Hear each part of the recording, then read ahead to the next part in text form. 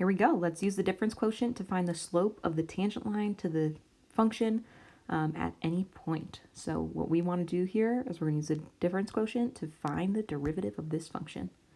All right, so we can see instantaneous rate of change. The difference quotient, well, that is f of x plus h minus f of x over h. And we want to find the limit of this as h approaches 0, because as h gets closer and closer to 0, those 2 points are getting closer and closer together, giving us that instantaneous rate of change. So let's figure out what f of x plus h is. Plugging in x plus h, we got 4x plus h squared plus 2x plus h plus 1. And we have to make sure that we distribute this all out so that we're able to all cancel in the end. So 4x squared plus 8xh plus 4h squared plus 2x plus 2h plus 1. Whew. Let's plug it into the function. You know what? That's too much work to rewrite. I'm moving it over. All right, so we're going to take our f of x plus h, subtract f of x, so minus. Make sure you put this in parentheses because that negative sign has to distribute. All over h. The worst part about the difference quotient is that it's a lot of writing.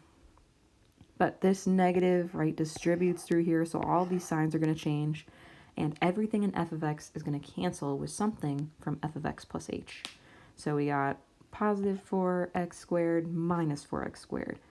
2x, right, that positive turns into a minus 2x, cancel. Plus 1, minus 1. So now all we're left with is 8xh plus 4h squared plus 2h over h. Since every single one of these terms in the numerator has an h, we're able to cancel it out, right? If there's only one of them, we can't do that because the addition locks it in there. But we have a greatest common factor. I've got one h here, we've got 2 of them here, and then I've got 1 here.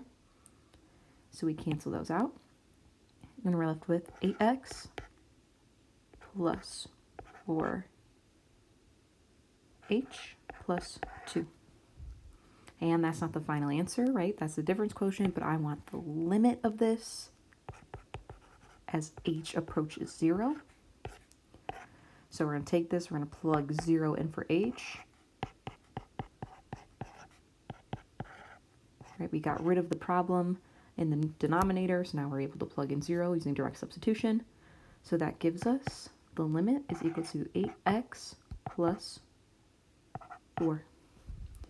And we can figure out, using this derivative, we can figure out what the instantaneous rate of change, what the slope is at any given point in our original function. So if I wanted to know what the slope is at the point x equals 2, well, we can just plug in 2. 8 times 2 plus 4. 16 plus 4 is 20. So it looks like we have a positive increasing slope that's going pretty steep. So it's really interesting, right? Depending on how the function changes, we can see how the slope changes with it.